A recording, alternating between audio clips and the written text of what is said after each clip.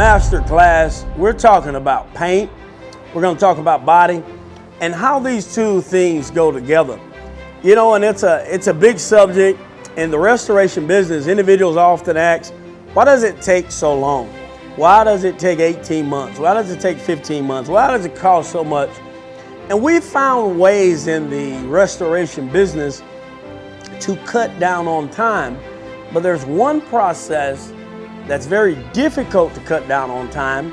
It's an arduous task, and you get very little visual gratification.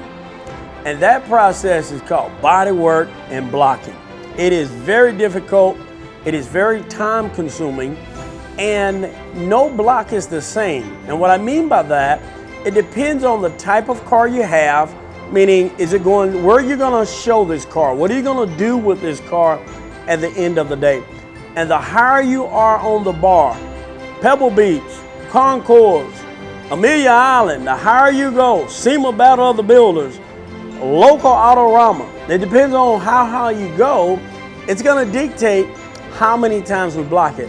So in this series, we're gonna talk about that. We're gonna talk about paint, we're gonna talk about body, we're gonna talk about the steps, we're gonna talk about the process in this series of Restoration Masterclass, Paint and Body.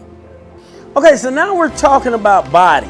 Now, when you see the term, it's called paint and body, but body goes first. And when you see a paint job, it's really not about the painter, the color, the hue, the way it glistens in the sun. In the restoration business, in the classic, vintage, and antique restoration of cars, it's really about the body work. It's about the art of body work. All right, so when you're talking about classic car, vintage car, antique cars, you have to get past this layer. Now, when you look at a car, you may think that there's paint there, and underneath that, there's the metal. But it could be multiple layers of paint, multiple layers of sealer, multiple layers of primer, multiple layers of things there. Some people use house paint, all kinds of things. You know, one of the greatest trucks that have been restored was a 47 Chevy truck that we did here at City Classic Cars, owned by the Lewis family. And that truck was in a barn, and it had all kind of house paint on it. It probably had, I don't know, 30 layers of paint. I think every 6 months they went and put a layer of paint on it.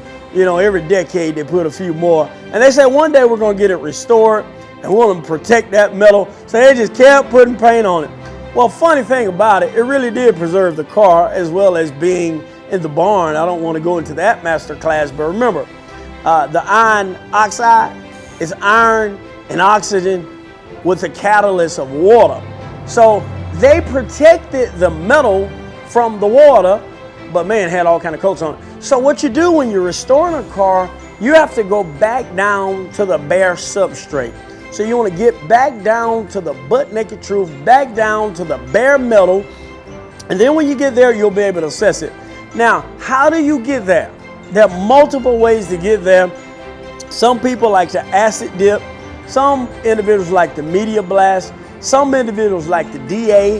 How do you get there? And some people like to use stripper, and because stripper will get you there really, really fast on a vehicle. But those are the four ways, the type of ways that you can get there. Now, whenever you get into a lot of these chemical properties, you got to check your local EPA and your local environment, look at the federal guidelines and find out what's right for your situation and your application. So you take California, for instance. It's a water-based state.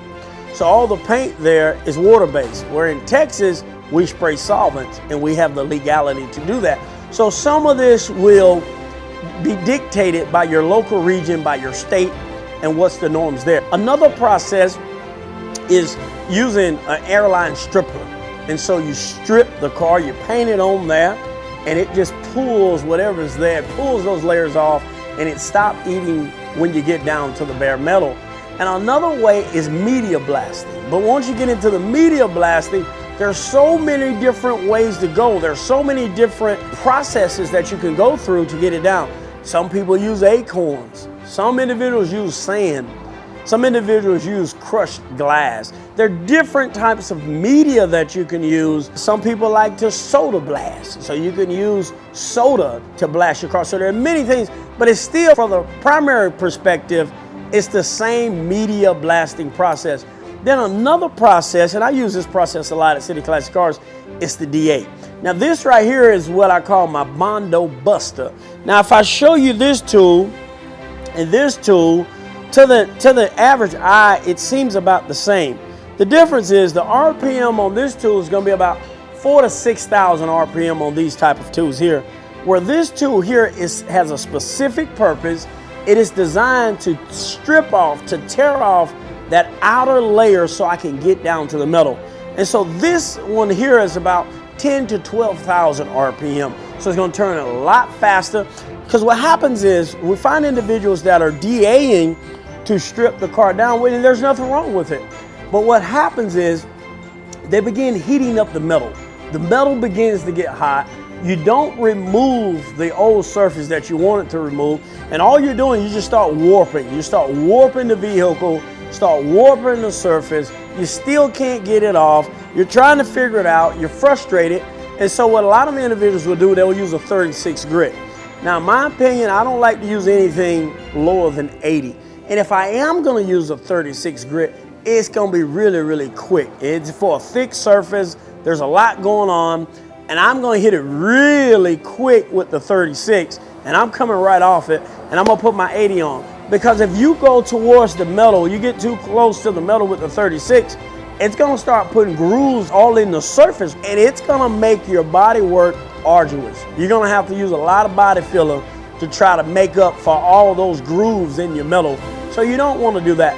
So if you are going to use a DA, you got to get yourself one that's between 10 and 12,000 RPM. Some people even use ones that are 14,000 RPM so that you can get there and get there quick without heating up the metal. And then the grit that you want to use is about an 80 grit, in my opinion. You put that 80 grit on there, you should be able to get down. But if you find a situation like that 47 Chevy I told you about, with all those layers of history painted on there, then you probably want to use a quick 36 DA, but you want to make sure you know what you're doing, take your time, really pay attention, and you're just trying to knock off some of that outer surface so you can come back. But you're not going to be able to do it with your normal DA that's between 4,000 and 6,000 RPM. It's just not turning fast enough. And all you're gonna do is heat up the metal, things of that nature. So that's the first thing you wanna do in this class. If you're listening, you say, I wanna restore my car, I believe I can do it at home. I hope you've enjoyed the master class on getting down to metal as much as I've enjoyed sharing years of techniques learned from being in the body shop. Remember, rust is lurking. If it's an old car, it's there. So this is an old piece of metal here. It's painted on one side. Look at what it looks like on the other side. And normally that's what's there. So you want to get down to the bare metal. So when you're doing your projects at home, remember, you want to see the fresh metal before you start building back up again.